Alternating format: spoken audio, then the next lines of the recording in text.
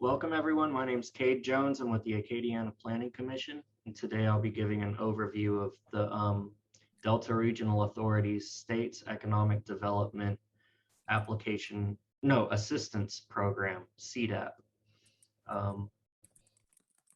And I will have a recording available and I will distribute it to everyone who was invited to the meeting today. So, all right. Just again, most of you know Acadiana Planning Commission, but for anyone who doesn't, we are the local development district of the Acadiana region for DRA. So essentially, we are the middleman between the local applicants and the Delta Regional Authority. We do a wide variety of planning services in Acadia, Evangeline, Iberia, Lafayette, St. Landry, St. Martin, and Vermilion parishes. So what do we do as the LDD? We assist in project application development.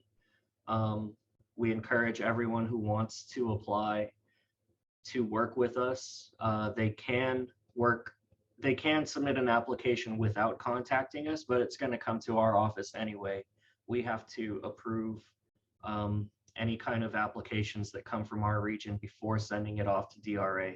So we encourage you to be proactive and reach out to us with any kind of projects that you have. We make sure that it meets the specifications of the DRA program, and we help manage the awarded projects. So we see you from the application process through the award, through all the reporting, payment requests and things like that, all the way to closeout. So, and I've been given the opportunity to be the Delta Regional Authority Coordinator from Acadiana Planning Commission. So we abide by a memorandum of agreement with DRA that we do a training every year, and we have a really good close working relationship with DRA. We do receive on any awarded project a small administrative fee, and that's the kind of the formula of how they calculate that, just for the coordination and reporting and different things like that. Hey Mayor, Dwight, I see you in the chat. Thank you. Awesome. Okay. Just in case you're not familiar with the Delta Regional Authority, they were appointed and established in 2000 by Congress. They make strategic investments, federal appropriations into the physical and human infrastructure of DRA communities. These investments strengthen basic public infrastructure, transportation improvements, workforce training, small business development. DRA supports economic development and job creation through innovative approaches to fostering local and regional leadership, training workers for in-demand careers, diversifying opportunities for small businesses and entrepreneurs seeking affordable capital, and increasing access to quality healthcare. This is our federal co-chairman, Dr. Corey Wiggins, who was just appointed last week at the Delta Regional Authority's 2022 Summit, and alternate federal co-chairperson, Leslie Durham, who was the previous federal, I'm sorry, she is the governor's appointee to DRA on behalf of the state of Louisiana. This is the Board of Governors. So DRA, the footprint is the 8 states of Alabama, Arkansas, Illinois, Kentucky, Louisiana, Mississippi, Missouri, and Tennessee. And so that's the board of DRA. Here's the Delta Regional Authority region in the 8 states. So as you can see, not every parish or county in those states are eligible for DRA. In Acadiana region, the only parish that is not eligible to apply for DRA projects is Lafayette. distressed and non-distressed counties. Um, every county that is eligible in the Acadiana region is considered a distressed parish. And so they, whenever they apply, for basic public infrastructure and transportation infrastructure projects, no match is required. But if you're doing workforce development or business development related project, if you're creating jobs, then a 10% match is required. So in the email that I sent out with the information about DRA and this grant, I included the full manual. So if you have any detailed questions, feel free to ask us, or feel free to check the manual. Again, applicants are encouraged to work with LDD. And yep, there it is. The 10% match is required for workforce development and business development projects. Match of any type encouraged to ensure a competitive application. So yeah, even if it's a basic public infrastructure or a transportation infrastructure project, no match is required, but it's always encouraged and will make your application more competitive. Who can apply? Participating member states, local governments, municipalities, nonprofit entities, public institutions of higher learning, and federally recognized tribal organizations. Can the match be in kind? I believe so. Gwen, I will double check on that and let you know for certain.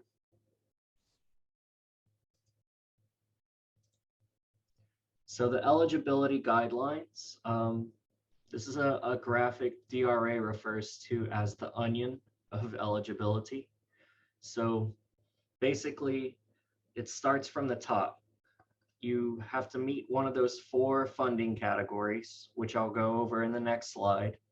And then you have to meet the federal priorities. And then you have to meet their goals. And then you have to meet your state's plan goals.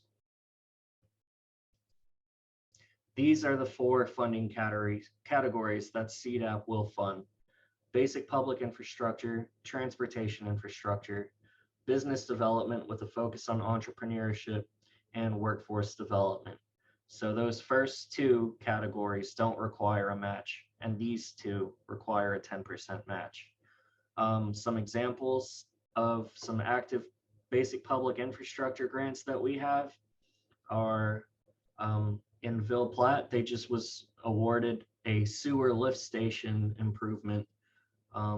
In Washington, Louisiana, they had a leaking gas line, so they got funds to repair that gas line. They do roads, bridges, broadband, drainage. So in the manual, there's a list of eligible and ineligible uses of the grant, and in the there's a quick guide PDF that I distributed with that email that has those as bullets, you know, what is eligible and what is not eligible. The business development with the focus on entrepreneurship and workforce development. At the Port of Delcambre, we just received a DRA grant for them to open up the Acadiana Regional Seafood Hub, which DRA is funding the land acquisition, and then they had matching funds from USDA RISE grant to do the construction of a seafood packaging and distribution hub. So that's an example of more of the business development and workforce development type of application. So the federal priorities, innovation and small business, multiple funding partners, kind of like, you know, that DRA plus USDA. They like to be a piece of a project. They, you know, if they can. If it has a regional approach, if it's going to affect more than just one parish, if it's emergency funding needed, like that gas line in Washington, Louisiana, registered apprenticeship infrastructure. So here at the bottom, congressionally mandated to expend 50% on basic public infrastructure and transportation infrastructure. So those 4 funding categories, they're federally mandated to spend 50% on these first 2 categories and 50% on these second 2. Merging and consolidating public utilities, broadband infrastructure, water or wastewater rate studies, and if it's made in America. So that's the list of federal priorities. And in the case of water or wastewater rate studies, that a recent emphasis on the word recent rate study is required for any kind of water improvement application. Check my chat real quick. Purvis, thank you for joining us. The goals of the RDP3: improved workforce competitiveness, strengthened infrastructure, increased community capacity. And the state plan goals, priorities are specific to each state. So the application process, those projects that are workforce and business development are considered tier 1 projects, and they receive the highest priority. States are strongly encouraged to use 50%, like I just went back to that slide on tier 1 projects. DRA is congressionally mandated to use 50% on basic public infrastructure and transportation infrastructure projects. So those are considered tier 2 projects. DRA is congressionally mandated to utilize 75% in distressed areas. So again, all of our parishes that are eligible in Acadiana are considered distressed. So eligible applicants work with DDD, with the LDD. We can't stress that enough. We must be heavily involved in the application process. DRA staff reviews for eligibility and priority designation and works with us as the LDD to address weaknesses. And they said this in their training, that if you submit an application that they don't think is eligible, they will work with us as the LDD and you to get your project to the point of eligibility so that you can submit. So they try to be as inclusive as they can. Our participation agreements are required for those basic workforce development and business development projects. So participation agreements are required for those tier 1 projects. Any kind of match that you have, if it's from USDA, if it's from another grant program, if it's local funds that are being put up, they require a participation agreement or a letter of commitment, because they want to have in writing that you are going to put up those funds. Any application that is guaranteeing to create or retain jobs requires a participation agreement. If you have a business like in the Acadiana Regional Seafood Hub situation that is locating at your project, those require a participation agreement. And then they check for proof that you have created those jobs and maintain them for 5 years after the project. Selection process. How do they select? Funding depends on having a federal member, DRA's appropriations, and passage of DRA's budget at the annual governor's quorum meeting. Here's the project divisions: tier 1A and tier 1B, and then tier 2. Now I have to go back and get some more clarification on the difference between A and B if it's not in a later slide. DRA staff reviews and recommends projects and project selection at a determination meeting by the federal co-chairperson, each state's governor or designee.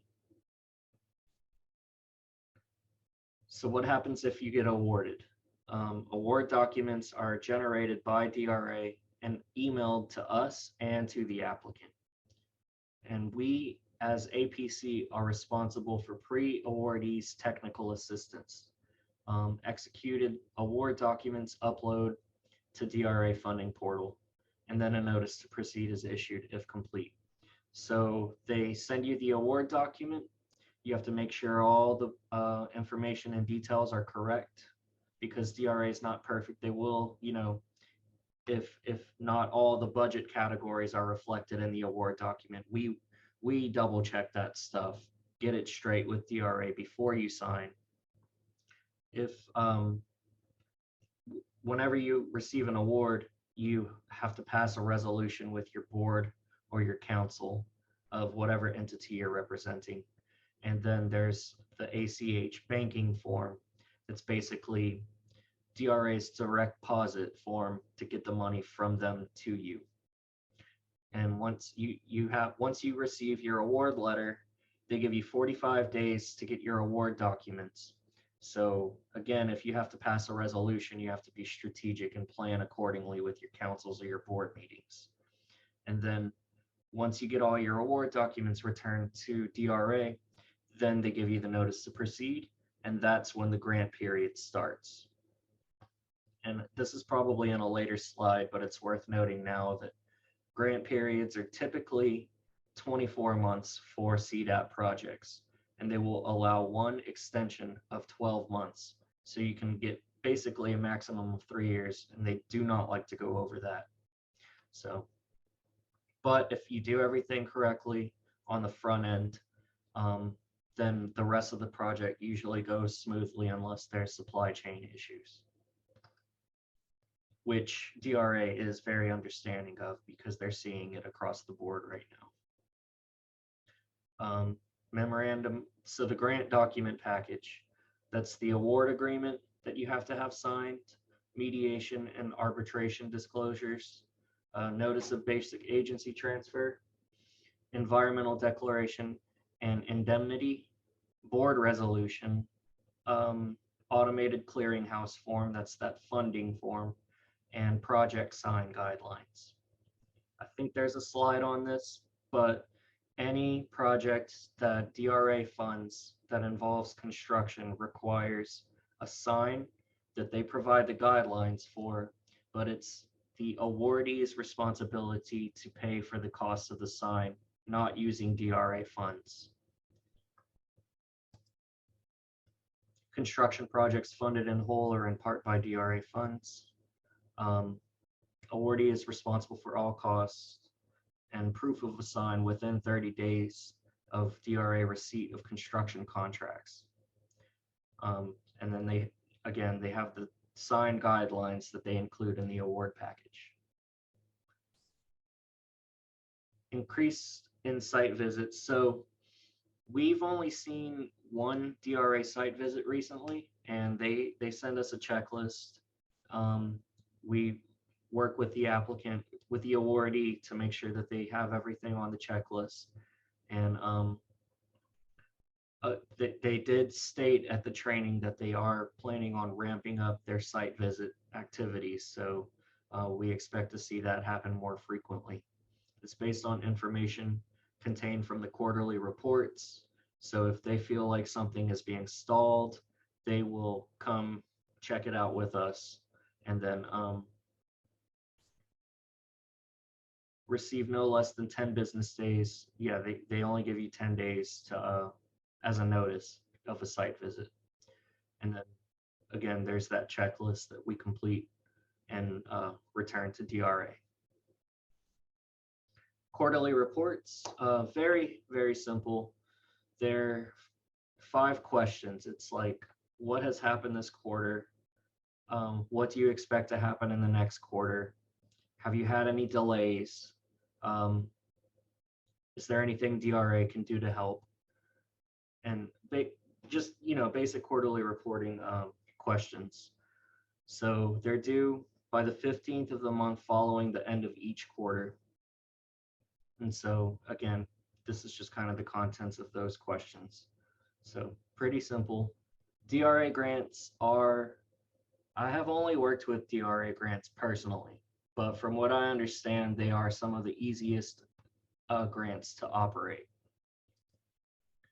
So reimbursements. LDD reviews the materials associated with budget and balances. We submit on behalf of the awardee a request and materials to the portal. So the awardee will send us their invoices and receipts and things like that.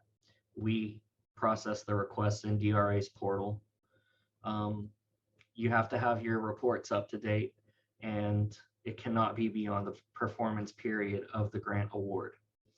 And then they generate a form called the SF-270. We download that form and send it to you as the awardee and have your authorized representative sign. And then you return that signature copy to us, and we upload that back to DRA, and then they transfer the funds to the account that you provided on the ACH form.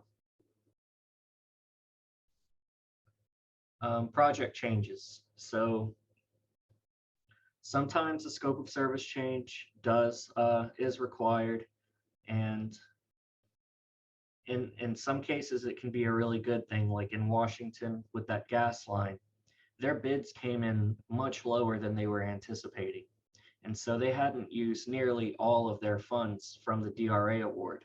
So they submitted a request to DRA if they can use those remaining funds to make additional repairs to that same gas line, and DRA approved. So in that scenario, they got like twice the bang for their buck.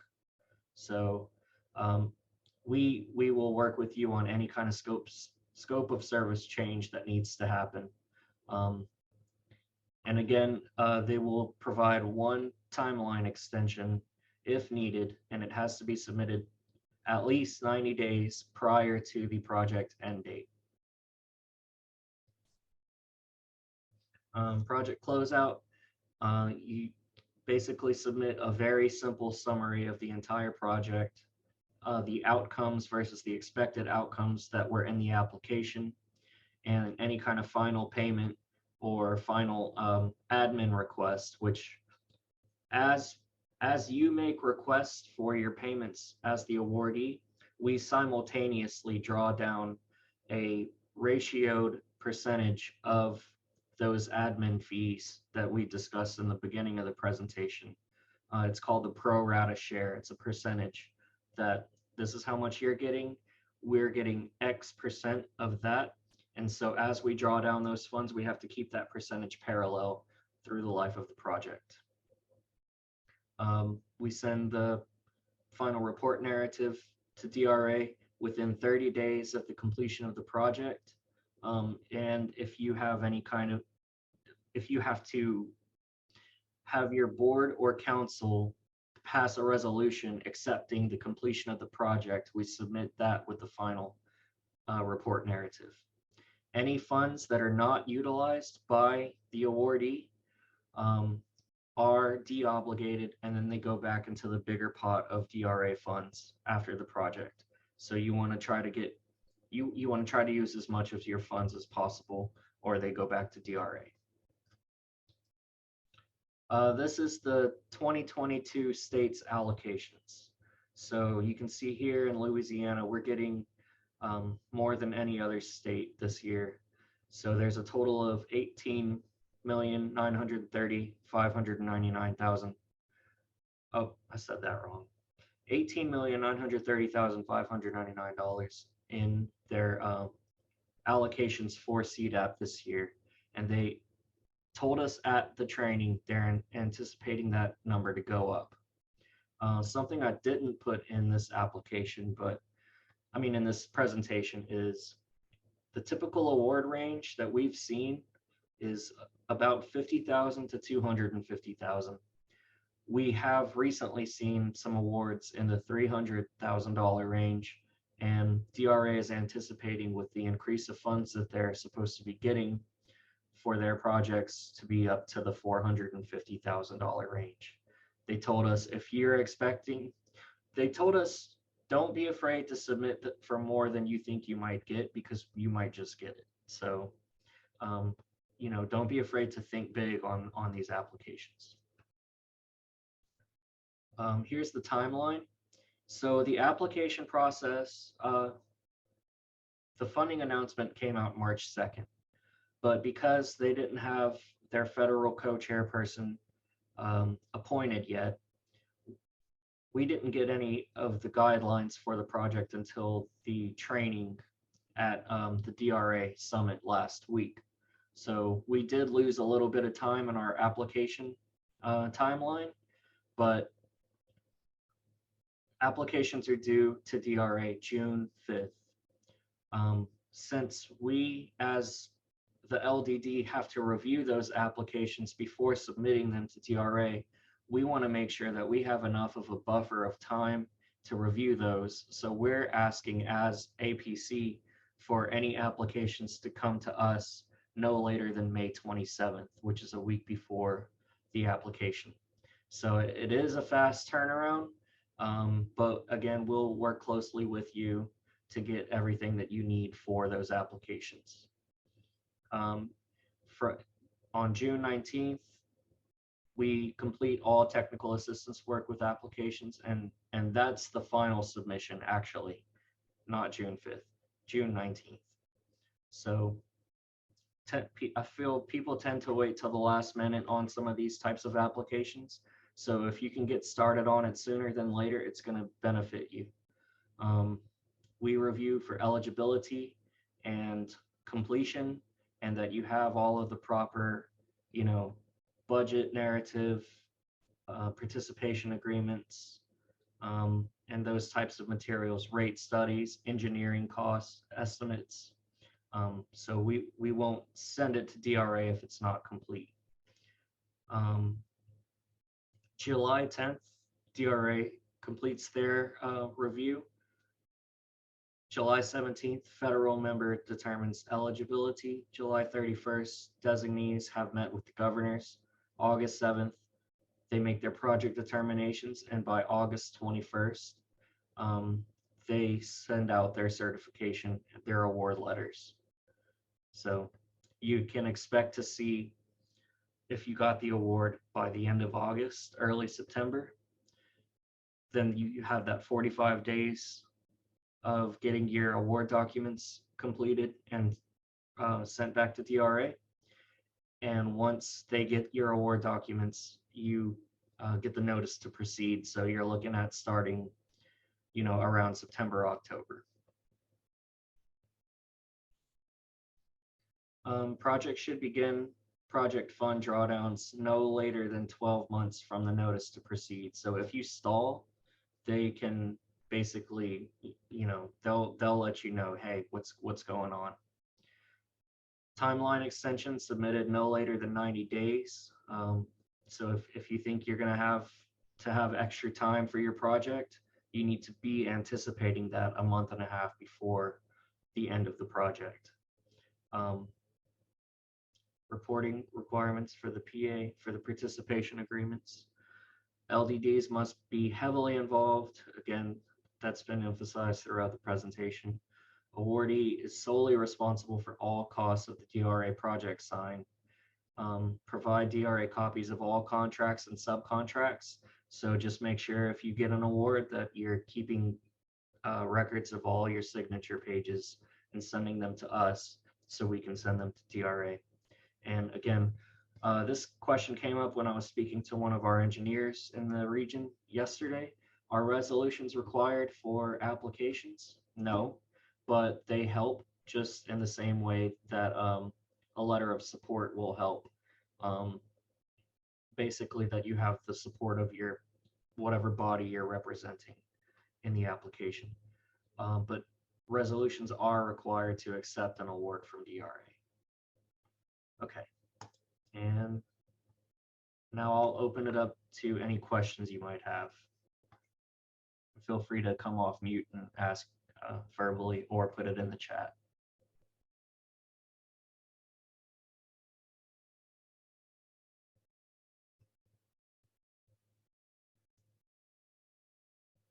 Okay, hearing none. Thank you all for being here. Expect to see a recording of this email to you, and I look forward to working with y'all on these applications. All right. Thank you, Kate. Thank you. Okay. Thanks, Dave. Have a good weekend. Good job, too. Kate. Thank you. you, Cade.